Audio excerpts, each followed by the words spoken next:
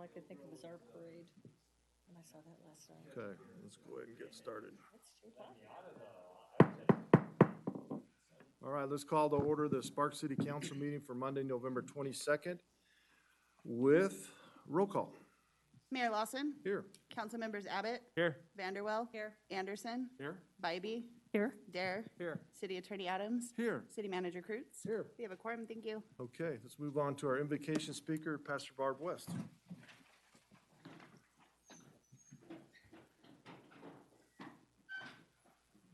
Thank you very much. Would you bow your heads for me? Heavenly Father, we just come to you and thank you that we can come and ask you for your wisdom today. Thank you for Mayor Lawson and this great city council. And we pray that you would direct, protect, and provide everything they need to handle the business that is at hand today. Thank you too, Lord, for our first responders, for our police force, and for our firefighters, for our EMT people. Pray that you would keep them safe and keep all of our students and school teachers safe as well. Thank you for being here, and once again, we pray that your wisdom would just pour out into the city council meeting. In Jesus' name, amen. Thank you. Please remain standing for the Pledge of Allegiance. Ms. Vanderwell, will you lead us?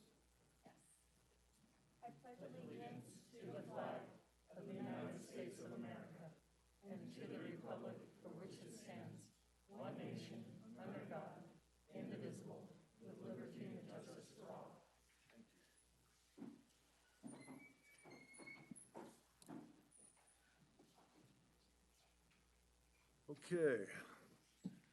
Public comment. I have one card right now, and it's Doug Mishler. Doug, do you want to speak under 4.1, or do you want to wait till 9.2? Do you want to speak under 4.1 or under 9? Number 9.2. I'm sorry. Yes, Which one? That was a choice. you made it go quick. It's my choice, yes, sir. Okay, number 4. I just want to speak on 9.2. Please have a seat and give us your name Oh, okay. for the record. I'll stay away from the microphones, might be too loud. My name is Doug Mishler. I am the managing artistic director of Russell Sardis Theater down on 20th Avenue. And 20th Street, sorry. I am coming before you to just speak on behalf of 9.2. It is something we've been trying to have altered for a couple of years now. The liquor license, which puts our theater as a cabaret, which is prohibitive in many ways. And I've been working with the staff and that and talked with Don Abbott and others to try to get this altered because in a way, we're not really a cabaret. We are only open about 130 hours a year maximum to the public because we only do 8 performances a year, 8 productions, and about 8 shows of each, and we're only open for about 2 hours each time. So we barely sell any beer or wine on premises, maybe one person. If somebody has 2 glasses of wine or 2 glasses of beer, that is a big night for us. So what we find is the fee is, we've given a lot of information to the city that the fee is much higher than in other cities. It's almost double what it was. I ran Russell Sardis Reno Little Theater for several years, and it's almost double what we paid over there.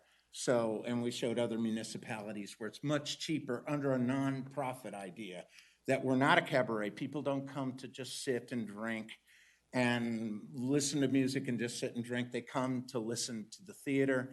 They come to interact, but they don't really come to drink a lot. It's like drinking at the theater is a perk. It's something you do just to enjoy the evening a bit more. It's not the reason you come to theater. And so classifying us with casinos and cabarets is it's just terrible. We spend more money on the license at $1,300 as it is currently more than we make in a year on all our concessions, including food that goes, the snacks that we serve as well. So it's just prohibitive for us.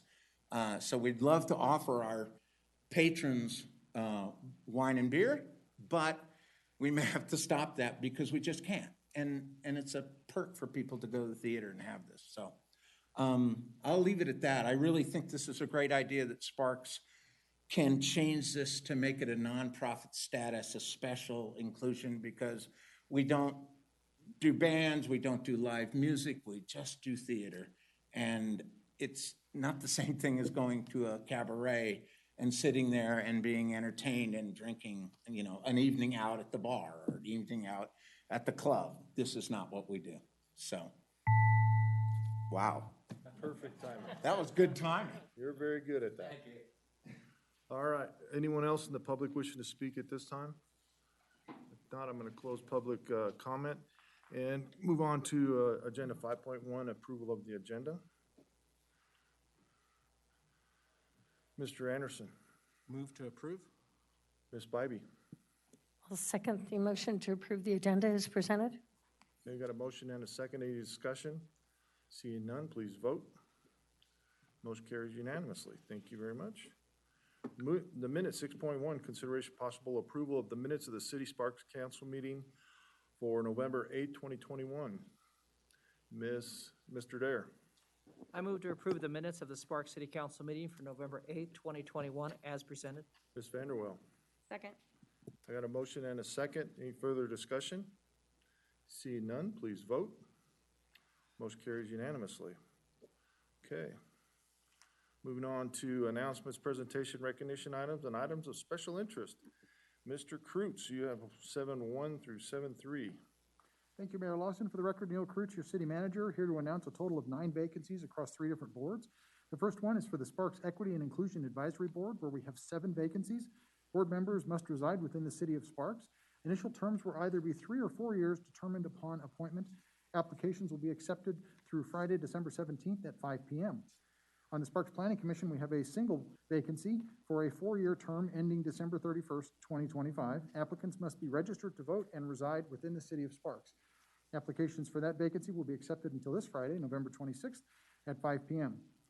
The final vacancy we have is for the Sierra Arts Foundation Board of Trustees, where there is a single vacancy for a 1-year term ending December 31st of 2022. Applications for that vacancy will be accepted through Friday, December 3rd at 5 p.m. The easiest way to apply for any of these vacancies or volunteer for any service at the city is to fill out the online application at the city's website, www.cityofsparks.us/getinvolved. It's all one big word. Once you're there, click on volunteering for a Sparks board, commission, or committee, fill out the form, and press submit. Thank you, Mayor Lawson. Thank you. Okay, moving on to item 7.4, proclamation, the centenary of the ascension of Abdul Baha. You got it, thank you. I practiced. Mr. Dare, Yes, I'd like you're to gonna read. come down and have a seat for us? and I'd like to we'll, read this proclamation for them.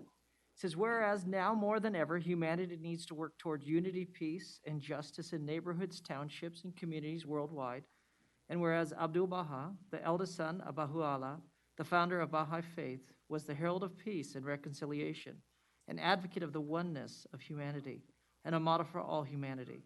And whereas in 1912, Abdul Baha made an historic visit to the United States and traveled by train through Sparks, Nevada, proclaiming the unity of the human family. And whereas since 1965, the Baha'i community of Sparks has striven to apply this vision to the material and spiritual life in the community of Sparks, collaborating with people of diverse racial, cultural, and religious backgrounds to promote unity and serve the community. And whereas November 28, 2021 marks the 100th anniversary of the ascension of Abdul Baha, and whereas the Baha'i of the city of Sparks and their families, friends, neighbors, and colleagues are commemorating the centenary along with Baha'is across the United States and around the world. Now, therefore, Ed Lawson, Mayor of the City of Sparks, Nevada, does hereby proclaim Sunday, November 28, 21 as the centenary of the ascension of Abdul Baha. Congratulations. Thank you. Please, you want to say a few words? Just give us your name for the record, please. Dan Williams. Thank you, Dan. The last time the Baha'is made a request to the Sparks City Council, the McPherson Family Singing Group was here performing. And I don't think anybody here wants to hear the 3 of us who have assembled here today do that same thing.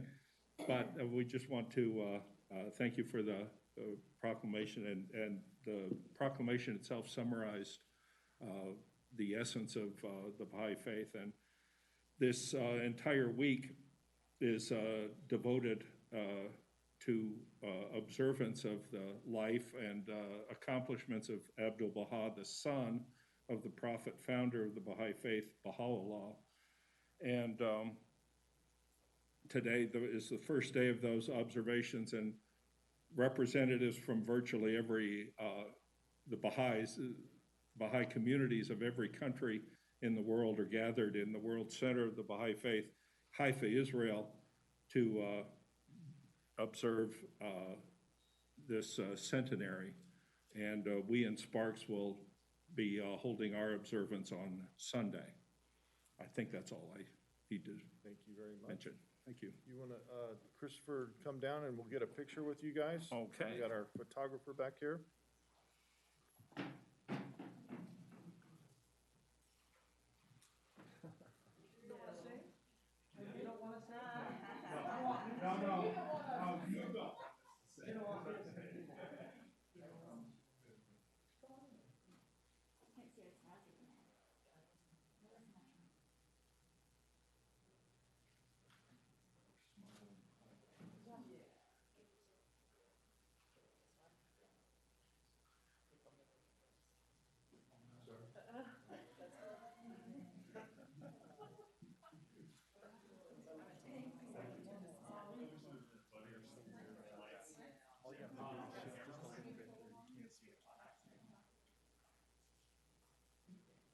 Luckily today, I got a big guy in front of me.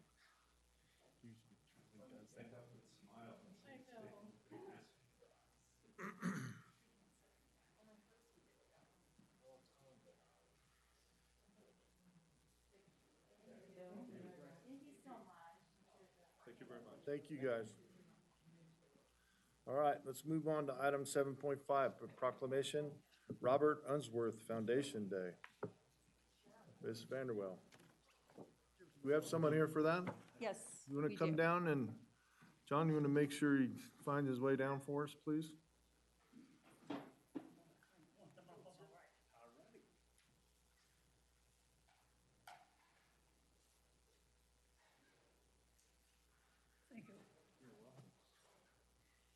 Okay.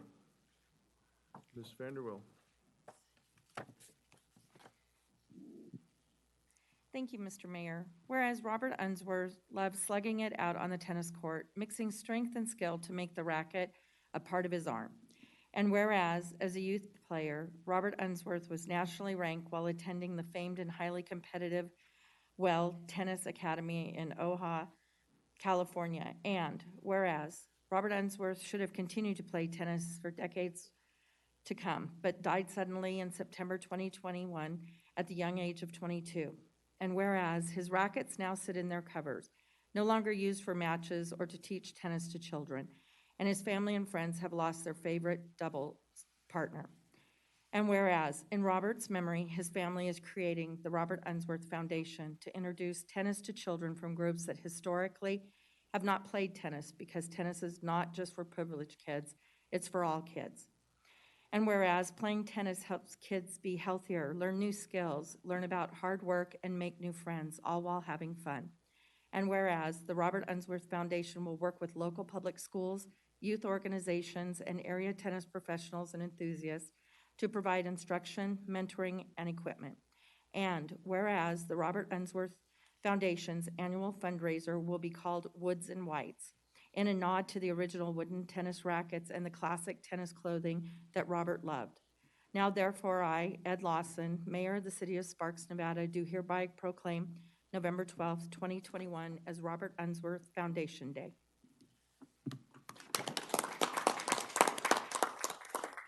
Can you state your name for the record for us, if you want to say a few words?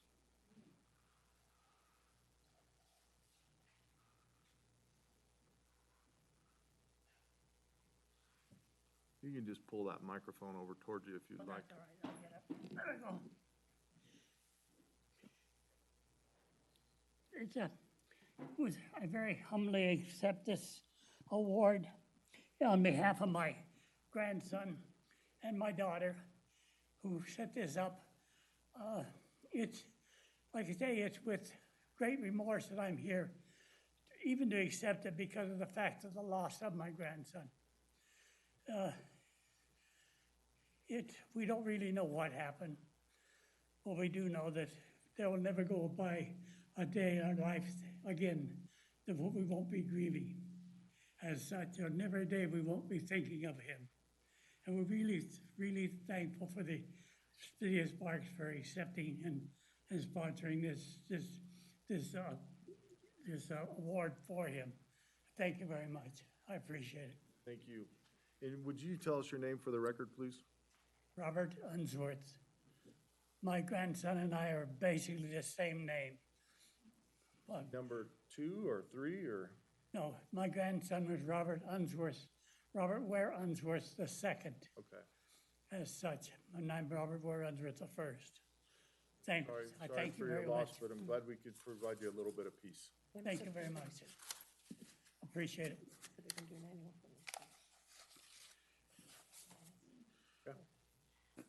Sir, you mentioned here that you're going to have a annual fundraiser called Woods and Whites. Do you have a location and a date for that yet? I didn't hear you. Yeah, the fundraiser, the Woods and Whites fundraiser that it says in this proclamation you're going to be putting on, do you have a date for that or a location, or could you let us know? Well, I really haven't any information on that. All I know is I just basically have the same proclamation that my daughter put out as such, as for the foundation. And I Okay. don't know exactly how she's setting it up or anything else. Okay, if she could keep us informed, that would be great. I know we'd be interested. Yes, Thank you. thank you very much. Get you to have a picture over here with Councilwoman Vanderwell.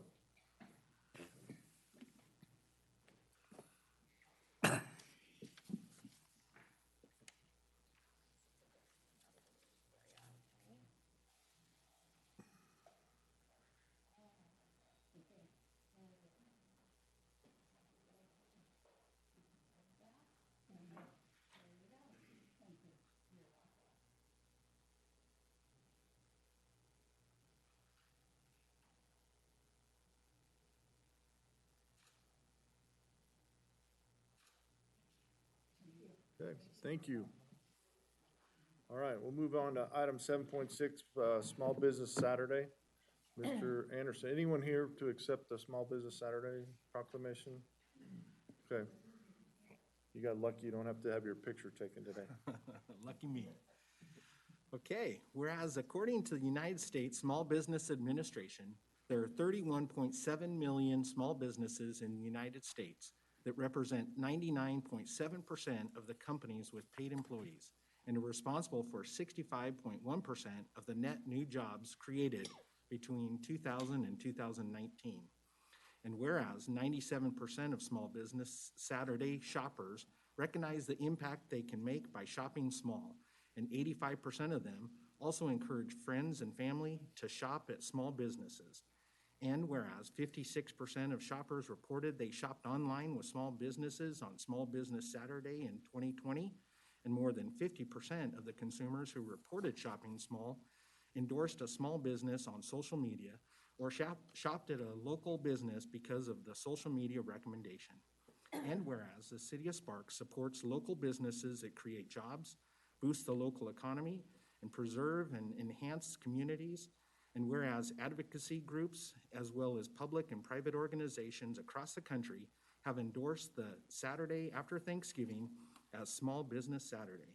Now, Ed Lawson, Mayor of Sparks, do hereby proclaim November 27, 2021 as Small Business Saturday and urge the residents of the City of Sparks and communities across the country to support small businesses and merchants on this day and throughout the year.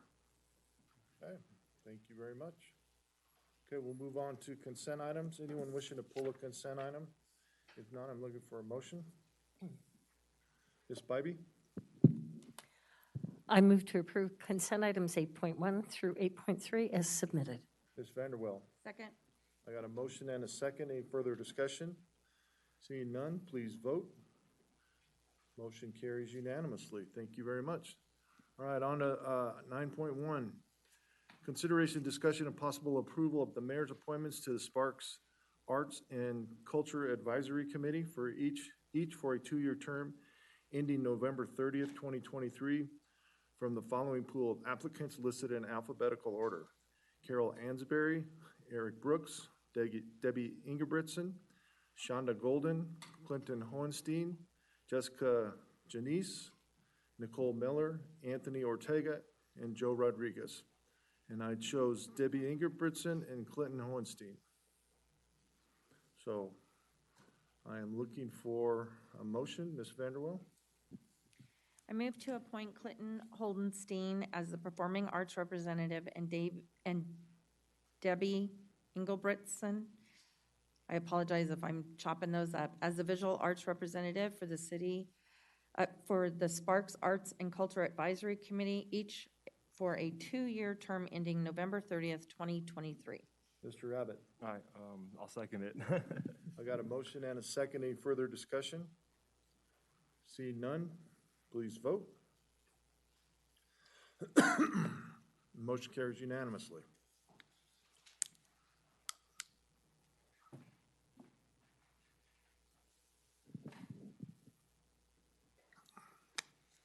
All right, we're on to item 9.2. Consideration, discussion, and possible direction to the city manager to initiate changes to the Sparks Municipal Code, Chapter 5.28, to provide reduced alcoholic beverage licenses for nonprofit organizations. Madam Clerk. Good afternoon, Mayor Lawson, members of council, Lisa Hunterman, your city clerk for the record. As you may recall, back in June of this year, Councilman Abbott requested that staff look into initiating some changes to alcoholic beverage license fees, specifically for theaters and nonprofit organizations. This request was a result of a letter that Councilman Abbott received from Restless Artists Theater requesting that we reevaluate their classification as a cabaret. According to Sparks Municipal Code 5.28.100, a cabaret license is required anytime a business wishes to serve alcoholic beverages in conjunction with any singing, dancing, floor show, or entertainment. In its letter, the full length of which is attached to your staff report, Restless Artists Theater asserts that it is a legitimate theater intended to advance the cultural values of a community versus a cabaret, which is implied as it is simple entertainment. Staff is leery of any First Amendment issues that may arise out of trying to distinguish between the two, and therefore we do not recommend creating a separate alcoholic beverage license type specifically for theaters or attempting to distinguish between theaters and any other live entertainment venue.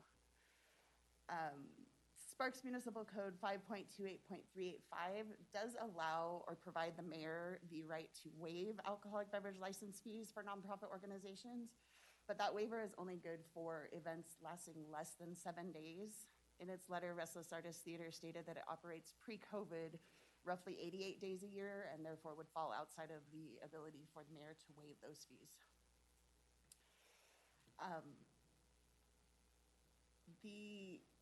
While staff doesn't recommend creating a separate alcoholic beverage license type, we do see that it would be beneficial for all nonprofit organizations to have a reduced fee for their alcoholic beverage licenses. In order for that fee to remain easy to calculate for both staff and the licensees, we are recommending a 50% reduction in alcoholic beverage license fees based on their current alcoholic beverage license package. This would allow theaters such as Restless Artists, as well as all other nonprofit organizations, to continue to generate revenue in their alcoholic beverage sales and supporting their cause at a discounted rate. At this time, I am looking for City Council to provide direction to the city manager to move forward with the reduction of fees by 50% for all nonprofit organizations. And that concludes my presentation, and I'm happy to answer any questions. All right, questions from the council. Mr. Adams. My question is, what type of vetting are you going to do to ensure that this is actually a nonprofit organization? When a customer applies for a business license, we require proof of their 501(c)(3) for a nonprofit organization. And we also receive their tax exempt status through the State Department of Taxation.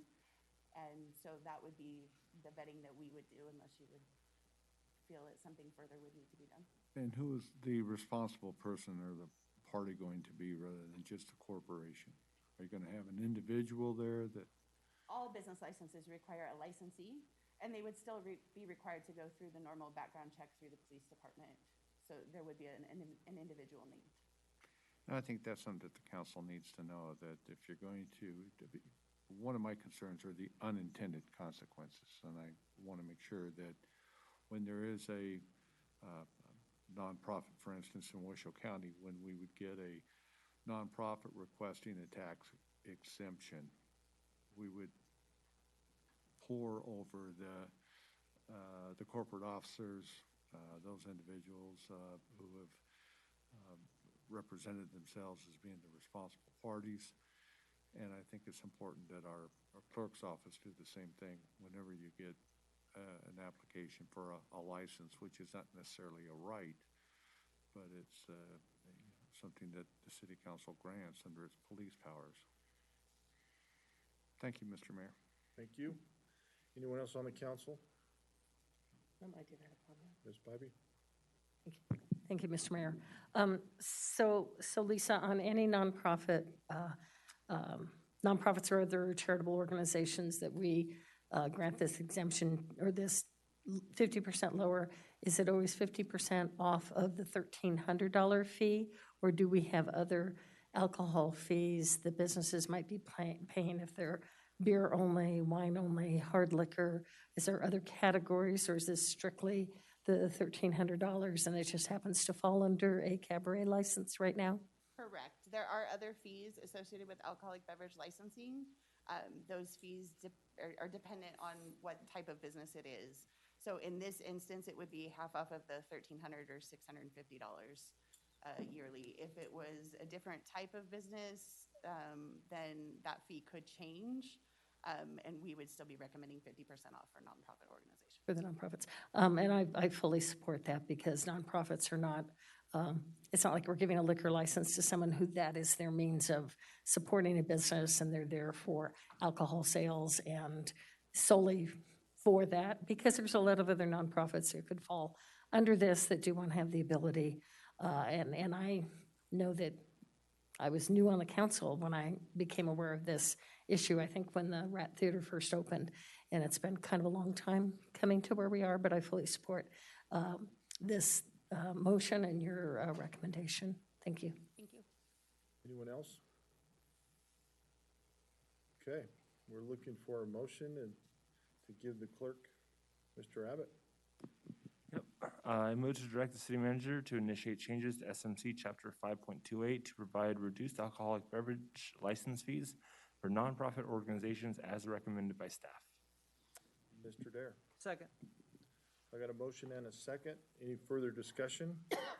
And I'm going to agree with the city attorney. The unintended consequences could be huge, so I want to make sure we do our good job of vetting, because we don't want to have that unintended. Absolutely. I know that you will do that. Okay, I got a motion and a second. Seeing no more comments, please vote. Motion carries unanimously. Thank you.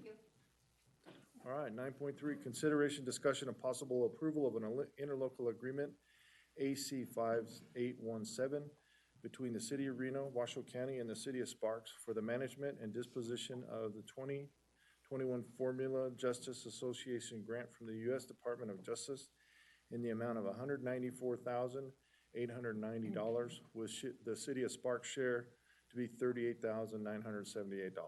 Chief Crawford. Good afternoon, Mayor Lawson, members of council. For the record, I'm Chris Crawforth, your police chief. Before you today, the mayor pretty much said it, is an interlocal agreement between the City of Reno, Washoe County, and the City of Sparks for management and disposition of a 2021 Formula Justice Assistant Grant, better known as a JAG grant is what we refer to it as, from the Department of Justice. For $38,978 is our share to the City of Sparks, to the Sparks Police Department. No change, Mayor, at all, $0. Thank you. The funding can be used towards law enforcement training, supplies, operating expenses, which could include overtime. The City of Sparks, through the Police Department, has received the same JAG grant for at least the past 5 years. Last year, we utilized those funds to purchase equipment that we use during our active shooter training for our officers. And that is everything I have for you, and staff is recommending approval of the interlocal agreement, and I'm here for any questions. Questions from the council? Seeing none, I'm looking for a motion. Mr. Anderson. I move to approve interlocal agreement AC 5817 between the City of Reno, Washoe County, and City of Sparks for the management and disposition of the 2021 Formula Justice Assistance Grant from the U.S. Department of Justice in the amount of $194,890, with the City of Sparks share being $38,978. Ms. Spivey. I'll second that motion. Okay, I got a motion and a second. Any further discussion? Seeing none, please vote. Motion carries unanimously. Thank you. Okay. Consideration discussion, 9.4, consideration discussion and possible approval of amendment number 2 to an agreement AC 5538 between the City of Sparks and Hometown Health Providers Insurance Company, Inc. for the period of January 1, 2022 through December 31st of 2023 for an estimated cost of $2,752,922 in 2022 and an increase of approximately $243,421, I'm assuming, for 23. That increases for calendar year 22. Oh, okay. Sorry. Mindy, it's all yours. Good afternoon, Mayor and City Council. Mindy Falk, Human Resources Director. For your consideration is an addendum for a 2-year extension to the city's contract with Hometown Health, the city's provider for third-party administration, and to utilize the network providers and hospitals. The current agreement expires on December 31st, 2021, and these contracts are calendar year, not fiscal year, so they're a little different than some of our other contracts. First, I want to talk about how staff came to this decision to recommend this option. So the city's group health fund is self-funded, which means the city pays for the claims, not an insurance company. This also means the city has different vendor relationships for medical services, dental services, life insurance, and vision.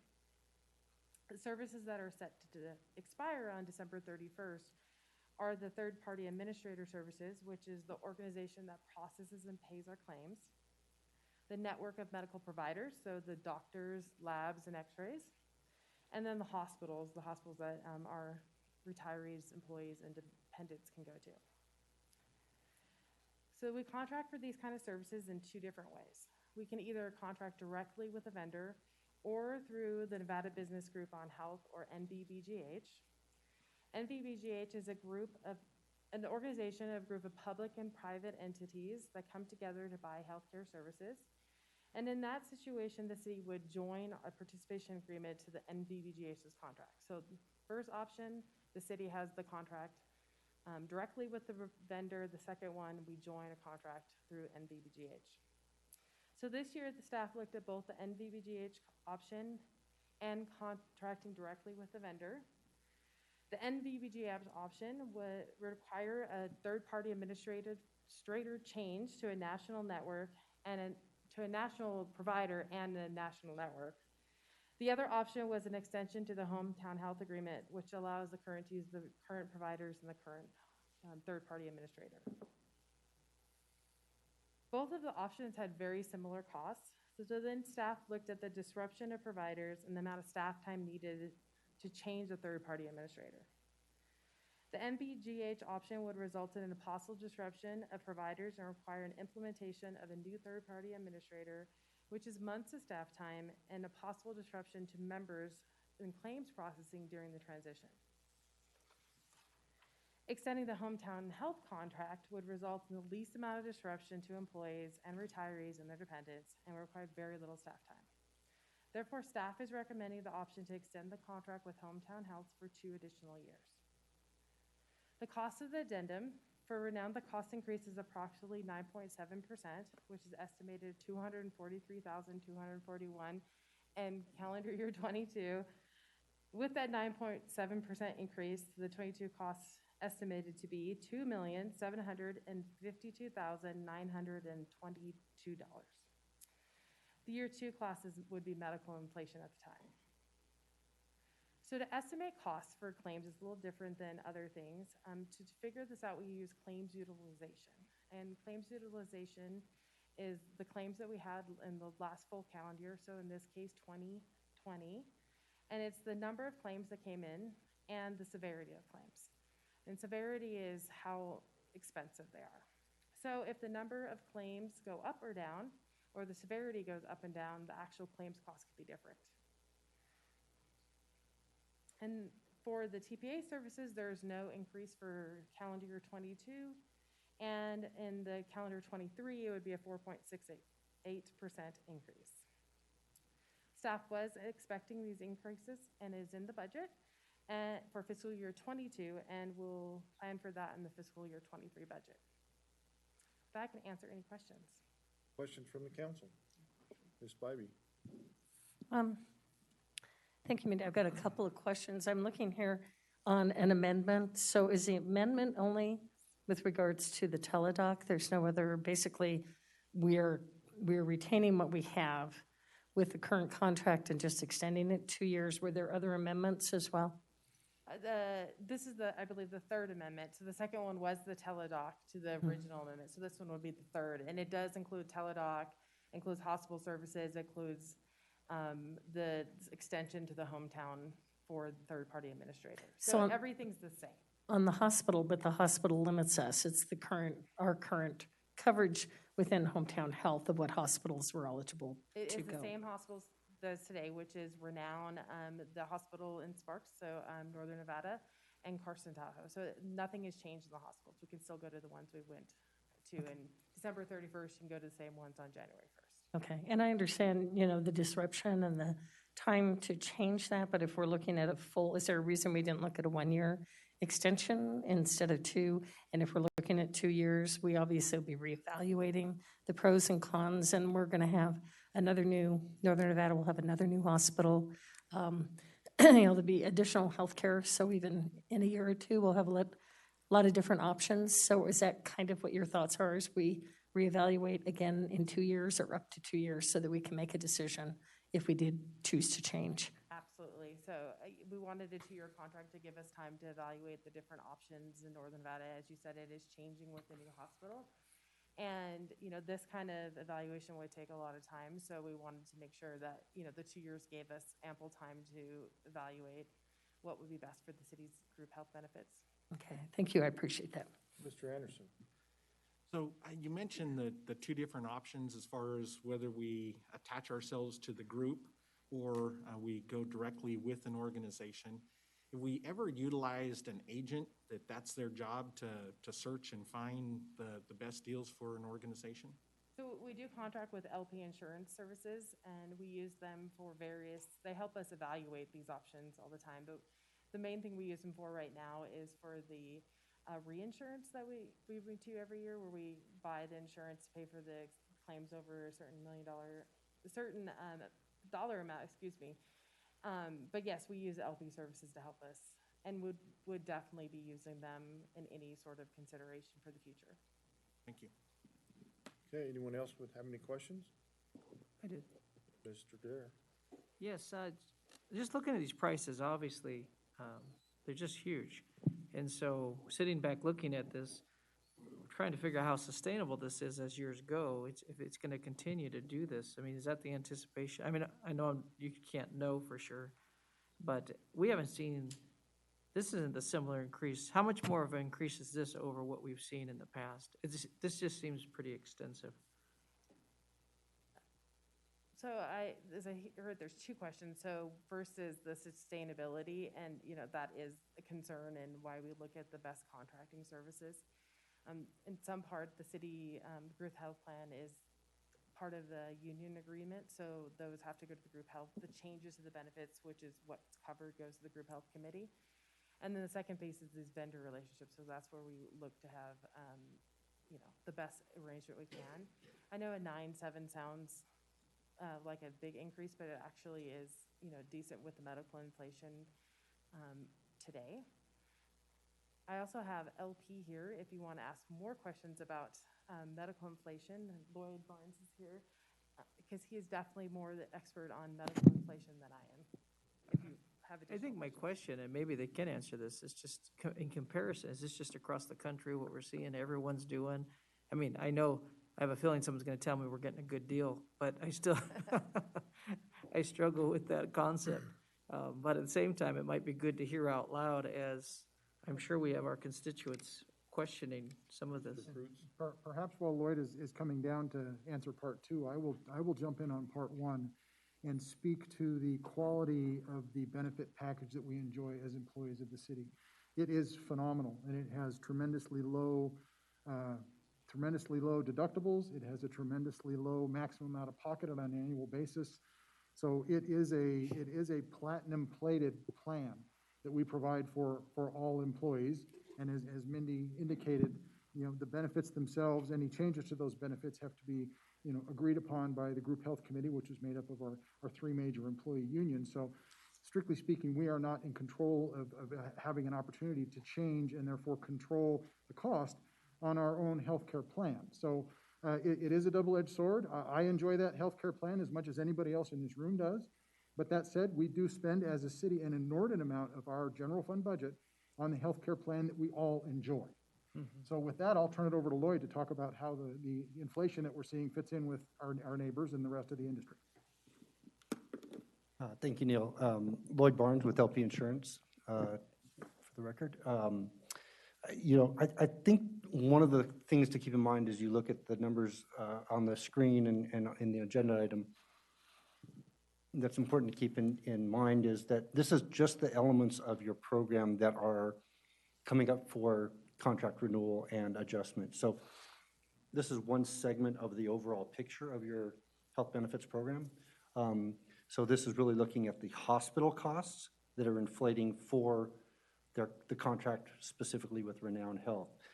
As Mindy alluded, the administrative services are not increasing at all for this year. The other services are trending up at a much lower level than that 9.7%. And so when you look at the overall plan costs, and I don't have those numbers exactly in front of me right now, but I'm going to say roughly around $10 million in total plan spend for the year on the annual basis for the city. When you blend that over the course of the entire cost, that 9.7 number is much, much lower from an overall inflationary pressures of the plan. Now, as Mindy said very, very appropriately, healthcare costs, inflation are made up of a lot of different factors. There's cost inflation to contracts, there's usage inflation, which we all use a little bit more care each year. Things get more expensive because new developments, new technologies come in line that allow us to treat new and exciting things. And so when you blend all of that stuff together right now, we're seeing cost inflation in healthcare being around 6% for medical and around 10, 11% for prescription drugs. So, you can sort of blend that into about a 7, 8% overall cost inflationary pressures that we're seeing in our healthcare system right now. And the city actually has been trending below that from an overall plan cost perspective. So again, we're looking at a little micro piece of the overall program, which, I don't want to overly confuse that because there is so many elements to your benefits program. But from a takeaway perspective, the hospital costs are adjusting in that manner. Overall, the program is running actually fairly well, actually very well, I would say. And from that standpoint, the cost inflation is running, I would say, slightly below what we're seeing on a national basis. Okay. Long-winded answer, I apologize, but I could do this stuff all day. Thank you. Part of it is, I think we get to read about a lot of this stuff, but we have a lot of, all the million people out there watching Facebook right now, we want to make sure they understand as we don't just look at these numbers and go, oh, there's $2 million, $3 million. It's a conversation that helps all of us, but reminds us what we're doing. So thank you. Absolutely. Any other questions from the council? And it wasn't that long ago, Mindy, we were getting 25% increases. That was 5, 6, 7 years ago. Yeah, that is true. So We're getting those year after year, so. It's been a much steadier, slow climb, and that's what we want to see. So it almost, we're getting a good deal. I'm glad you said it, not me. No, and it's very expensive, and we do have a great health care plan, and everybody benefits from it. Okay, any other questions from the council? Looking for a motion, Mr. Anderson. I move to approve Amendment Number 2 to Agreement AC 5538 between the City of Sparks and Hometown Health Providers Insurance Company Incorporated for the period of January 1, 2022 to December 31st, 2023 for an estimated cost of $2,752,922 in 2022, an increase of approximately $243,421. Ms. Vanderwell. Second. Okay, got a motion and a second. Any other discussion? Seeing none, please vote. And motion carries unanimously. Thank you very much. Madam Clerk, we have two first readings. I want to turn over to you. Yes, Mr. 9.5. Mayor. 9.5, we have a first reading of Bill 2787 to amend Chapter 12.44 Regional Road Impact Fee of the Sparks Municipal Code and to approve the Regional Road Impact Fee General Administrative Manual, Capital Improvements Plan, and impact fees as revised by the Regional Transportation Commission of Washoe County on October 15th, 2021, and providing for other matters properly related thereto. A public hearing will be held and Bill 2787 will be acted upon at the regular meeting of the Sparks City Council on Monday, December 13th at 2 p.m. Okay, item 9.6. And this is a first reading of Bill 2790 to amend the final approved plan for the Legends at Sparks Marina to establish sign standards for casinos, modify sign standards for hotels, change multifamily residential density and parking standards, modify parking standards and buffer wall use standards, and provide for other matters related thereto, for a site approximately 148 acres in size, generally located north of I-80, south of Prater Way, and west of Sparks Boulevard, Sparks, Nevada, in the NUD, New Urban District, Legends at Sparks Marina Zoning District. PCN 20-0047/PD21-0007. A public hearing will be held and Bill 2790 will be acted upon at the regular meeting of the Sparks City Council on Monday, December 13th, 2021 at 2 p.m. Thank you, Madam Clerk. All right, I'm going to move on to public hearing and action items unrelated to planning and zoning. 10.1, public hearing, consideration of possible approval of an agreement AC 5818 between the City of Sparks and the International Association of Firefighters, Local 1265, for the period of July 1st, 2021 through June 30th of 2024, with estimated cost increase of $725,804 and FY22 between $338,436 and $399,568 in FY23, and between $326,080 and $385,131 in FY24. Mindy. Good afternoon, Mindy Falk, Human Resources Director for the record. For your consideration today is a labor contract between the City of Sparks and the International Association of Firefighters, Local 1265. First, I'd like to thank the city staff and the ISF negotiating team for everyone's hard work to come to this agreement. I'm going to highlight some of the changes. The duration of this contract is for 3 years, so we'll begin in fiscal year 2022 and end in fiscal year 24. Talk about the changes that have a fiscal impact now. First, there's a base pay increase of $500. This is for employees to use for seeking cancer screening identified by the National Fire Protection Association. This base pay increase is not contingent upon employees obtaining that screening. The reason for this is both negotiating teams believed it's best of the city not collect medical information that is not required by state or national laws, federal laws, excuse me. The second increase is a 3% COLA to base pay for all employees in this contract. If the council chooses to extend the allowed, if the council chooses to extend allowed by law, half of this increase may be constituted premium pay under the American Rescue Plan Act. In fiscal year 23 and 24, the COLA is 2.5%, unless the CPI is 3% or greater, and then in this contract, the COLA would be 3%.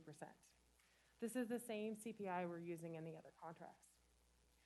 And finally, a 5% range increase is for the position of Fire Plans Examiner Inspector, and this is in recognition of the complexity and level of responsibility of that position.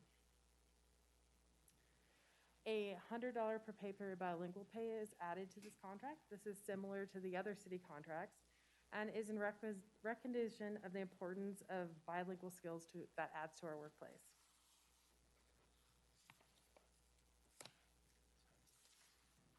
Longevity, the longevity is increasing from in the maximum to 3,000 to 6,000. The deferred compensation match is increasing from $50 to $75 per pay period. And finally, the last fiscal impact to compensation is to workers' compensation. There will be a lump sum equal to 10 hours of base pay at times the employee's hourly rate each year. And this is in lieu of going to workers' comp appointments outside of work hours. Now, if the employees do need to schedule them inside of work hours, there can be an exception made by the Human Resources Director or designee. Changes to the benefits. So sick leave conversion changed. It's proposed to change in this contract. And this allows employees to convert sick leave to city health insurance premium after 15 years of service rather than 20 years.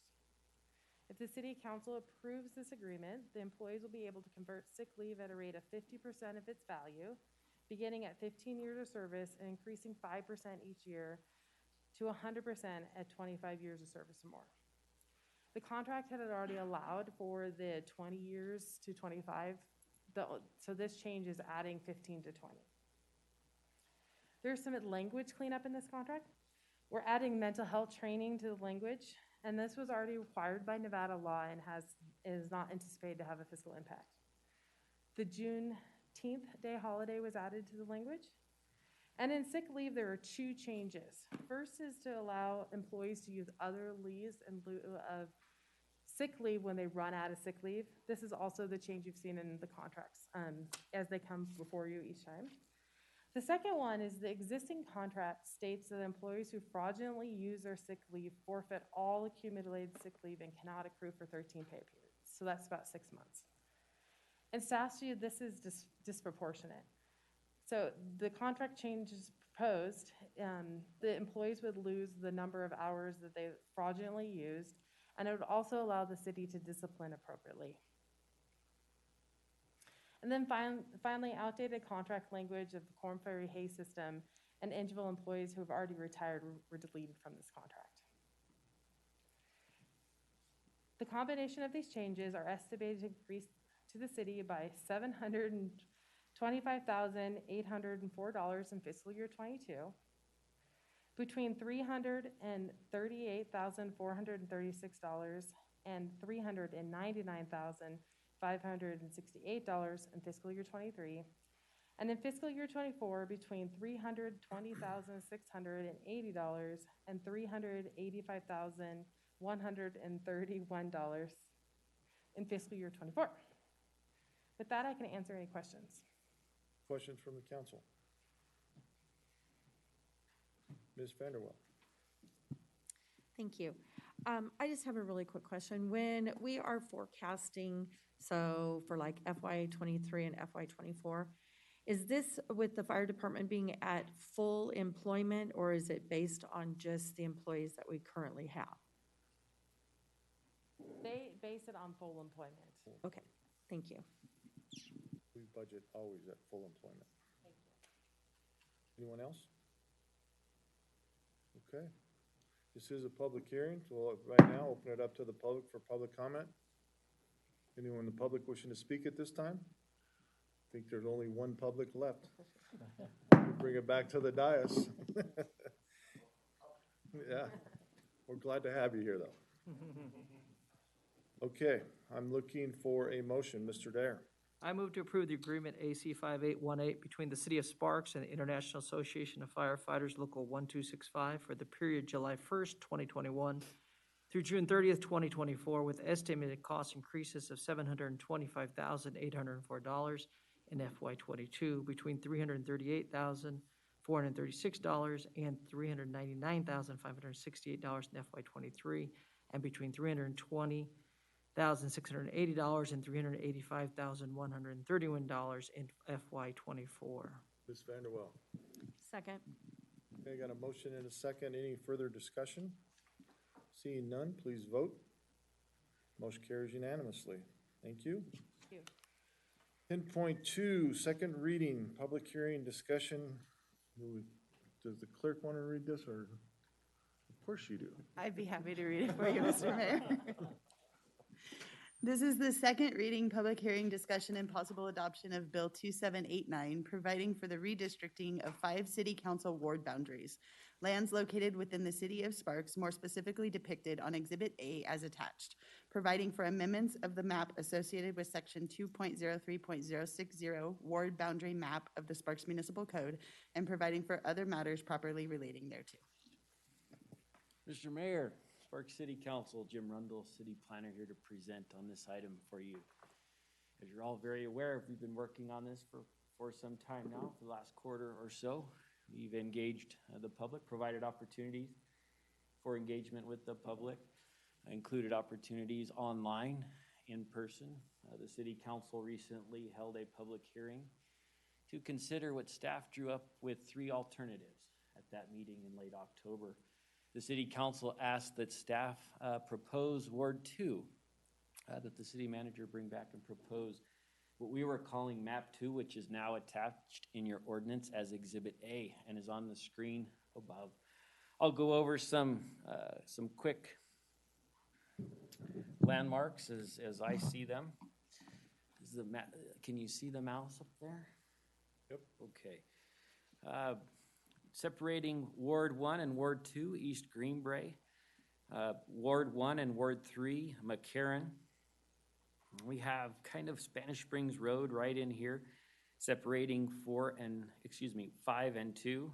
Sparks Galleria, moving further north, separating 5 and 2. And then as we come up here, Pioneer Meadows, the planned development is in Ward 5, whereas Stonebrook is in Ward 4.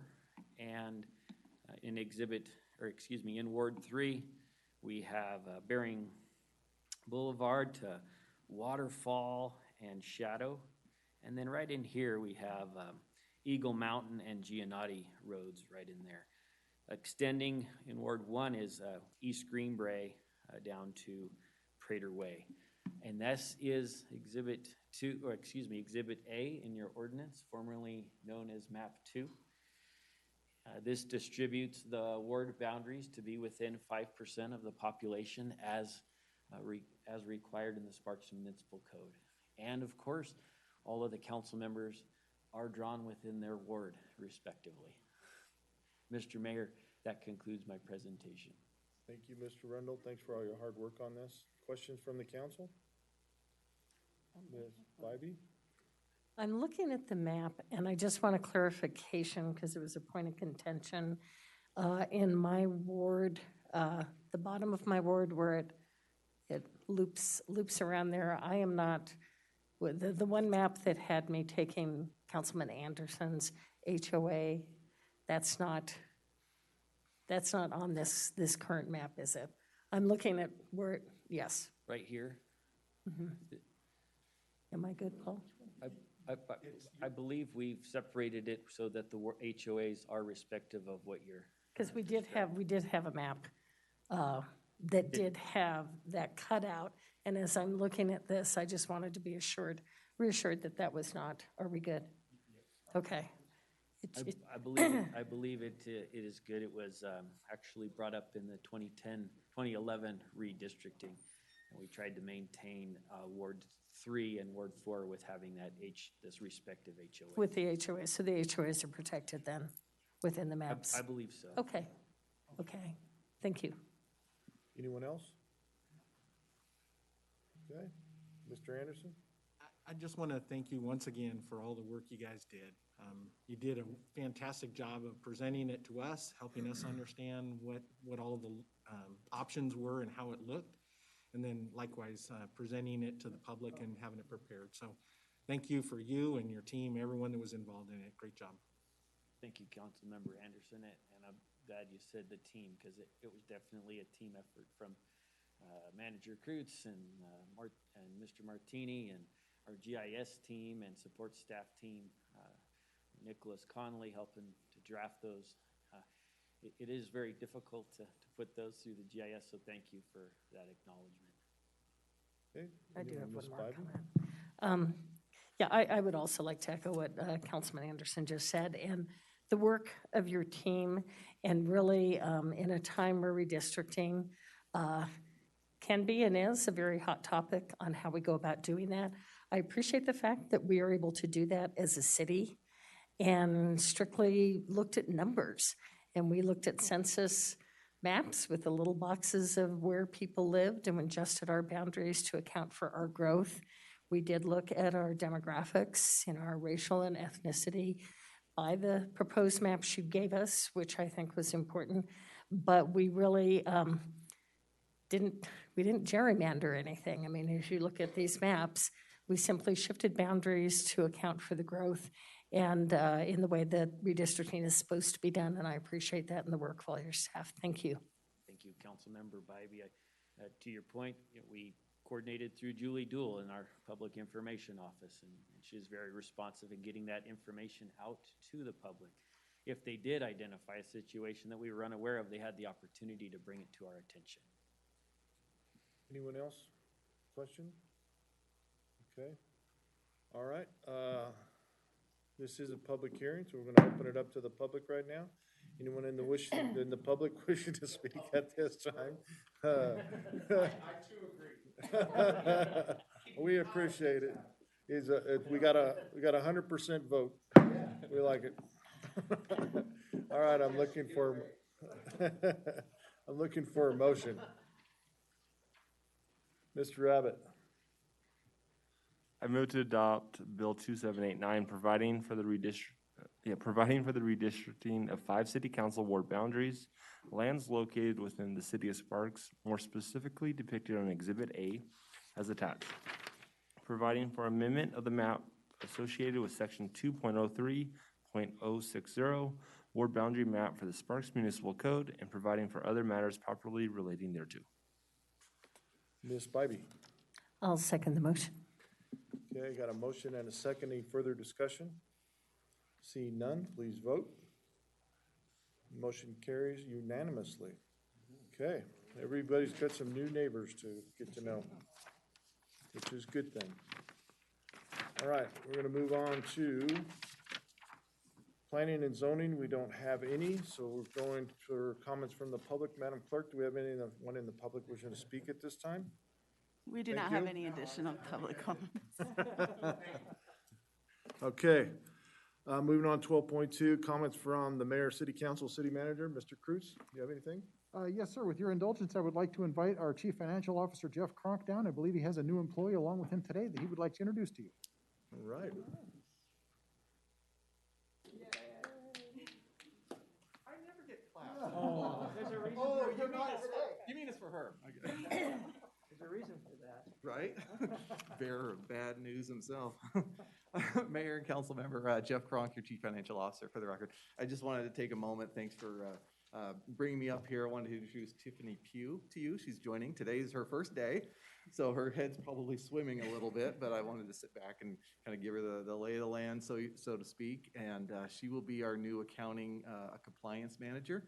So you might remember Debbie Kinder retired, and she will be taking her position starting today. So you will be seeing her off and on as we go forward.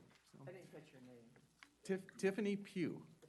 Yeah, she comes to us by way of from UNR. So their loss, our gain. Well, So- welcome aboard. Yeah. I'm happy to be here. Thank you. Now we'll send you back to the dungeon to crash the numbers, right? I've got plenty of work for her. Yeah, good, good. Anyone on the council, Mr. Dare? Yes, I want to say happy Thanksgiving, how grateful I am actually to this council and to our staff. I also want to invite you all out to do the turkey trot with me, and it's only 6 miles, and so you can come out and hang out, but there's also a 2-mile option. So I know that it's actually it's not sold out, but it actually is pretty full. So they're still taking application, you can still register and all that kind of stuff, but I know it's going to be a great crowd and a lot of fun, and I like to say, come earn your turkey, so you shouldn't go eat until you didn't run. So anyway, Paul, you're going to be there? Of course. Thank you. See, that's what I like to hear. Paul So decided he's anyway. not just gonna run the 6.2, he's gonna do 10K. It'd be a great time, but happy Thanksgiving. He's so fast, right? Anyone else on the council have any comments? All right, seeing none, we'll adjourn the meeting. Redevelopment. Give me just a, give me a moment, and we will start the Sparks Redevelopment Agency meeting. Let me give the clerk a moment to get things set up, so stand by.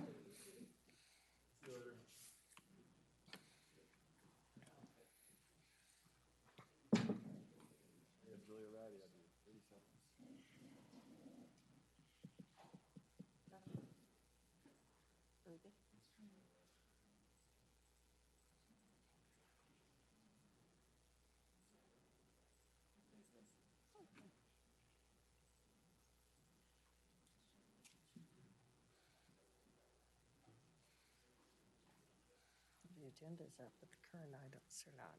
Yeah. We're just gonna move forward.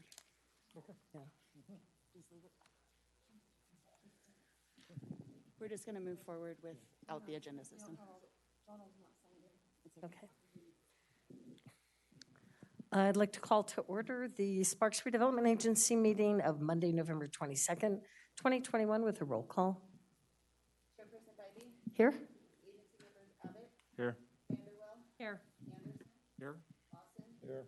Dare, Here. Chief Legal Officer Adams, Here. Chief Administrative Officer Cruz. Here. We have a quorum, thank you. Thank you, Madam Clerk. Item 3.1, public comment. Do we have any public comment at this time? No public left. We do not, Madam Chair. Okay, seeing no public comment, I'll move on to item 4. 4.1, approval of the agenda. Do I have a motion to approve? Move to approve. I have a motion from agency member Dare. I have a second from agency member Vanderwell. Are we just doing voice vote? Okay. All those in favor, say aye. Aye. Any opposed? Motion carries unanimously. Item 5.1, consideration, discussion, and possible approval of the minutes of the Sparks Redevelopment Agency meeting for October 25th, 2021. Do I have corrections, additions, or a motion to approve the minutes? Move to approve the Sparks Redevelopment Agency meeting minutes from October 25th, 2021. Okay, I have a motion by agency member Anderson. Second. I have a second by agency member Vanderbilt. Any discussion? All those in favor, please say aye. Aye. Any opposed? Motion carries unanimously. Thank you. Item 6.1, consideration, possible acceptance of the report of the claims and bills approved for payment and appropriation transfers for the period of October 13th, 2021 through November 5th, 2021. Do I have a motion to approve consent item? Move to approve item 6.1. I have a motion from agency member Lawson. Do I hear a second? Second. I have a motion, was that Councilman Abbott? Motion from agency member Abbott. All those in favor? Aye. Say aye. Opposed? Motion carries unanimously. Item 7, there are new business items. Item 8.1, comments from the public. No public has comments, so still seeing no public and no comments, we'll move on. Close that item. And item 8.2, announcements from the agency and chief administrative officer. Mr. Cruz? I have none. Okay, and I don't have anything either, so we'll close that item. We are at item 9. We are adjourned. Thank you. Had a great meeting. As fast as Julia, as fast as she does.